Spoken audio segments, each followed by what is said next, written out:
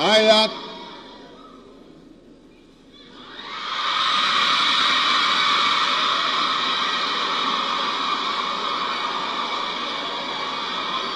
mpeni mic.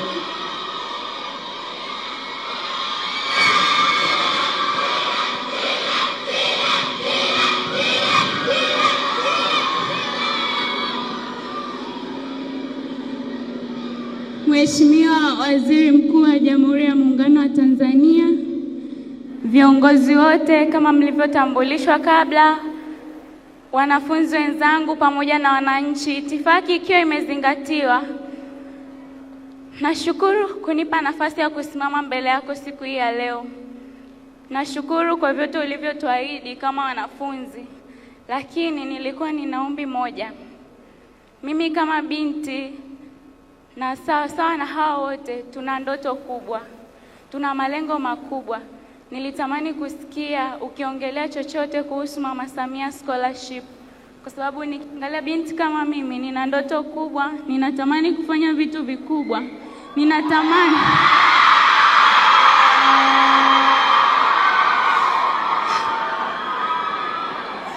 Ninatamani siku moja na mimi kukomboa taifa langu, Afrika kwa ujumla, lakini kupata nafasi ya kusimama kama wewe. Hivyo naomba uongelee kuhusu Mama Samia Scholarship kwa nafasi za kwenda nje ya nchi, kwa kuwa nina ndoto kubwa. Asante. Asante. Tumekuja na Mheshimiwa Waziri wetu wa Elimu. Mheshimiwa Waziri wa Elimu, tulipanga tuongee mwishoni baada ya kusikiliza wazee wetu, lakini tumeanza na ya watoto. Karibu tuambie Mama Samia Scholarship, ambapo kwa sasa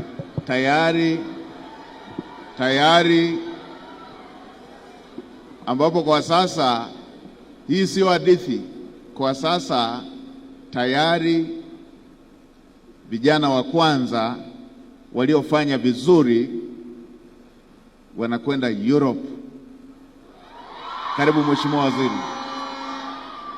Asante sana Mheshimiwa Waziri Mkuu. Na nafurahi kwamba vijana wetu, mabinti zetu wameuliza hilo. Tuna maelekezo maalum kutoka kwa rais wetu kuweka vivutio, watoto wetu, mabinti zetu, vijana wetu wasome masomo ya sayansi, kwa sababu nchi haiwezi kuendelea bila sayansi. Hatua ya kwanza iliyofanyika ambayo ni vizuri mkaifahamu ni kwamba hata mkopo wa elimu ya juu, kati ya vigezo vinavyotolewa ni kufanya vizuri kwenye sayansi, kwenye mkopo. Lakini mkopo ukipewa lazima urudishe, na mikopo imeongezwa kutoka bilioni 464 mpaka trilioni 1 sasa hivi. Lakini zaidi ya hapo, tutulie tu, sasa tuna Samia Scholarship za aina mbili kwa wanafunzi takriban 1000 wanaofanya vizuri sana kwenye masomo ya sayansi kila mwaka, wanaofanya vizuri kuliko wengine wote kwenye sayansi. Endapo watachagua kwenda kusoma vyuo vikuu, wasome ama hisabati, tehama, sayansi asilia, yani maana yake kama chemistry, microbiology, biotechnology, wasome uhandisi au elimu tiba, yani kama medicine, pharmacy. Kama utaenda kusoma masomo hayo na umefaulu vizuri sana, kati ya Watanzania waliofanya vizuri kama 1000 hivi, hakuna kigezo kingine chochote kinachoangaliwa. Unasomeshwa na serikali kwa 100%. Sio mkopo, hurudishi hizo hela, utapewa kila gharama yote ya kusoma, hata laptop utapewa kwa ajili ya kwenda kusoma. Kwa hiyo ukifanya hivyo, kwa hiyo moja, fanya vizuri sana kwenye taasisi za sayansi, yani combination za sayansi. Uhakikishe uko katika wale bora 1000, takriban 1000. Lakini pili, uombe kusoma hapa nchini, usome degree ya hisabati, hesabu yani mathematics, au usome ICT, tehama, au usome sayansi, yale masomo ya sayansi, hard science, ambayo ni kama chemistry, biology, physics na kadhalika, au microbiology, biotechnology na vitu kama hivyo, au kasome engineering, uhandisi, au kasome medicine au maeneo ya medicine kama pharmacy na kadhalika. Uhakikishe kwamba unamwambia mzazi wako, sasa baba nakushukuru, mama nakushukuru, Mheshimiwa Dr. Samia Suluhu Hassan ananichukua mimi, nitasoma degree ya kwanza kwa gharama zote mpaka nimalize. Hiyo ni moja.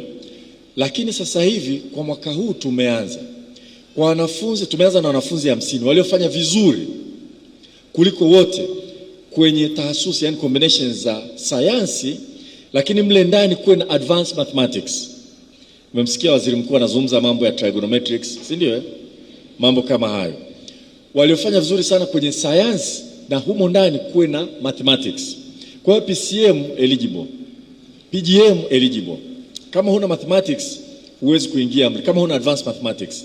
Kwa wanafunzi 50 kwa mwaka huu waliofanya vizuri kuliko wote, tuliwaomba wale wanafunzi na tukaomba na niseme ile Samia Scholarship. Mheshimiwa Waziri Mkuu, sisi tunakuomba wewe, maana tunatangaza list, tunakuomba uombe ukubali kuja kuchukua Samia Scholarship.